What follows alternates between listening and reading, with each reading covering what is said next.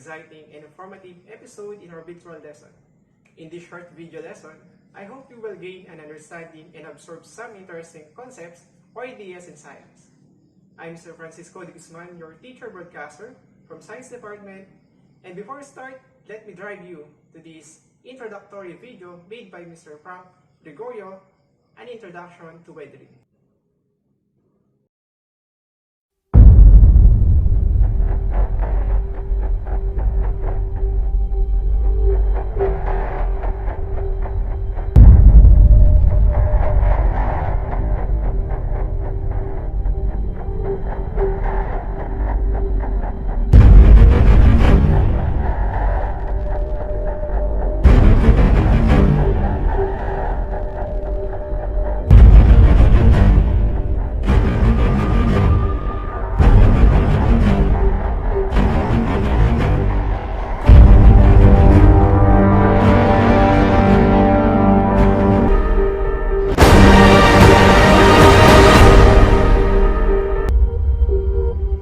Okay, alam ko sa maikling video na yan ay marami na kayong natutunan at ngayon, sisimulan na natin ang ating lesson which is the exogenic process. Specifically, pag-aaralan natin ang weathering at erosion. That is why, at the end of the session, masagot natin ang ating 2 key questions. Number 1, what is weathering and erosion? Number 2, what are the agents of weathering and erosion? Marahil familiar na sa inyo ang weathering and erosion. Yes, dahil ito ang process na nakapaloob sa rock cycle. Ano nga ba ang weathering? Weathering is the process of disintegration and decomposition of rocks. It is also simply as the breaking down of rocks into smaller particles. Weathering happens every time. Weathering breaks smaller rocks down further into soil, sand, and even tiny particles sediments. May dalawang uri ng weathering. Ang una ay physical at ang ikalawa ay chemical weathering. Speaking of which, kapag sinabi nating physical weathering or tinatawag din itong mechanical weathering, this is the breaking down of rocks without changing its composition. Ibig sabihin, ang isang malaking bato pwedeng magpira-piraso pero hindi kailangang mabago ang mineral composition nito. Pero kapag sinabi natin chemical weathering, nagpira-piraso ang bato, but the composition is also changed. So, there are changes in the composition of rocks due to chemical reaction. Kapag sinabi nating mechanical o physical weathering, maraming factors sa paligid or sa mundo ang nagkokos kung paano ito nangyayari. These factors are the pressure, temperature, frost wedging, abrasion, organic activities, human activities, and burrowing animals. First factor under mechanical weathering is pressure. Pressure is the propagation of fractures near the surface of solid rock due to expansion related to release of confining pressure when deeply buried rock is unroofed. Paano naman nakakapekto ang pressure sa pagkasira o pag-weather ng mga bato? Pwede natin ilagay ito sa konteksto ng mundo ay geologically active. Meaning to say, the tectonic plates and even what's beneath the tectonic plates are continuously moving as we speak now. The tectonic plates are bumping or colliding with each other. And this collision is producing so much pressure. So, itong pressure na ito is enough na para ang mga bato na ito ay mag-crack o masira.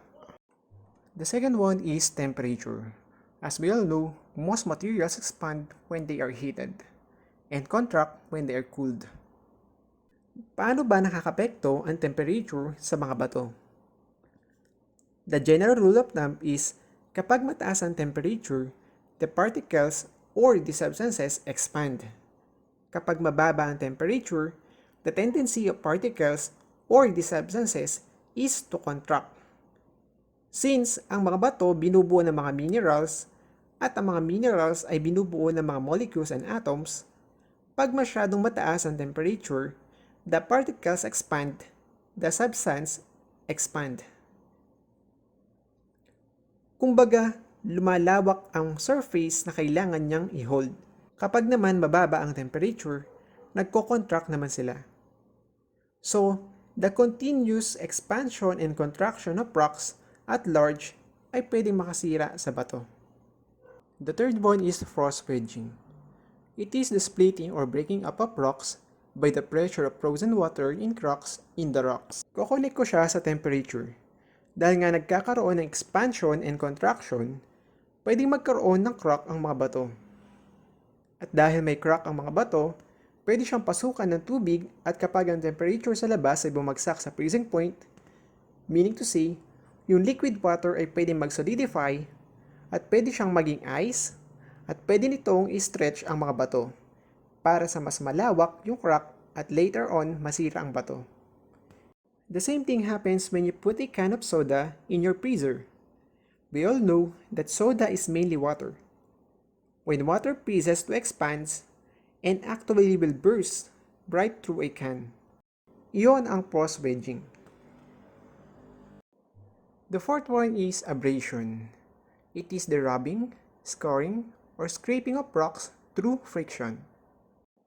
Kapag sinabi naman nating abrasion, ito yung pagkakaroon ng friction ng other agents in the environment like water and air into rocks. So unlike the other types of agents, this agent would take a little longer para niya masira o mabago ang physical feature ng bato. Yung hangin, imagine ninyo for thousands of years, laging nahahanginan yung bato, so nagbabago yung feature ng bato. Yung tubig, lagi niya natutuluan ng bato, pwede niya rin mabago yung physical features nito. The next one is organic activity. It happens when plants break up rocks with their growing roots or plant acids help dissolve rock. Let's say na may mga plants na tumutubo sa mga bato. And these plants having growing roots. So yung mga roots na ito, they tend to go into the rocks and then nasisira nito yung bato. Next one is human activities. Under this factor, human beings break and move rocks and sediments to build structures. Human activities is very obvious. A lot of human activities, from mining to quarrying, to the smallest activities that we do on the surface of the earth na pwedeng makasira o makapagpaliit sa piraso ng mga bato. Last one is burrowing animals. Animals that burrow underground, such as moles, gophers, or even ants, can also cause physical weathering by loosening and breaking apart of rocks. Animals also play a role in mechanical weathering. Yung mga mahilig mangalkal ng mga hayop tulad ng langgam ay maaaring makapagpabago sa physical feature ng bato. Those are the 7 factors under mechanical weathering: pressure, temperature, frost wedging, abrasion, organic activity, human activities, and last one, we have the burrowing animals. Ngayong tapos na tayo sa physical weathering, magtungo naman tayo sa chemical weathering. Under chemical weathering, there are 3 processes. These are dissolution, hydrolysis, and oxidation. Dissolution happens when rocks or minerals are dissolved by water. Kapag sinabi nating dissolution, malaki ang involvement ng water sa chemical weathering. Hindi lang sa dissolution, but also to the other types of chemical weathering. So, what happens? That our rocks are formed from minerals, and many minerals are soluble in water. Pag sinabi nating soluble, nalulusaw siya sa tubig. Kapag nagkaroon ng crack sa bato at pumasok ang tubig, yung water will react to some minerals and dissolve them the solution. Next one is hydrolysis. It is the breaking down of rocks by acidic water to produce clay and soluble salts. Sabi nga natin kanina, malaking factor ang water sa chemical weathering because in this type of weathering, water ulit ang may kinalaman sa pagbabago ng composition ng bato. Last one is oxidation. It is the breaking down of rocks by oxygen and water, often given iron-rich rocks a rusty-colored weathered surface. Minsan, nakakakita tayo ng mga bato na kinikalawang itsura. Mapula-pula ng kaunti o mabrown ng kaunti. That is because the water reacts with water-rich minerals in the rock.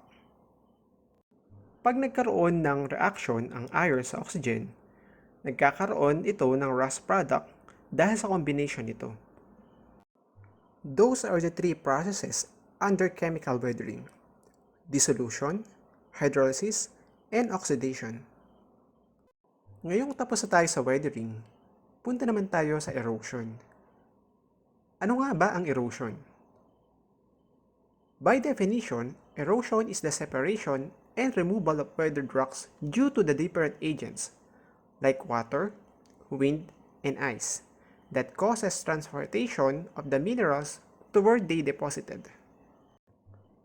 Ang erosion ay madalas namiminsala sa tuwing napapadalas ang ulan, tulad na lamang na nangyari noong dumating ang bagyong Ulysses sa probinsya ng Quirino Province.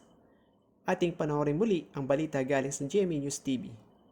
May matinding soil erosion sa bayan ng Nagtipunan sa Quirino Province dahil sa bagyong Ulysses.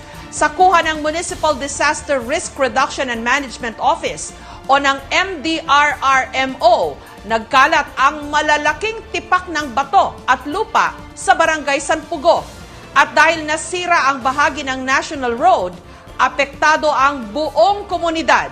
Ayon sa DSWD, halos 50 mga pamilya o mahigit 100 mga individual na ang inilikas sa Pongo Central School.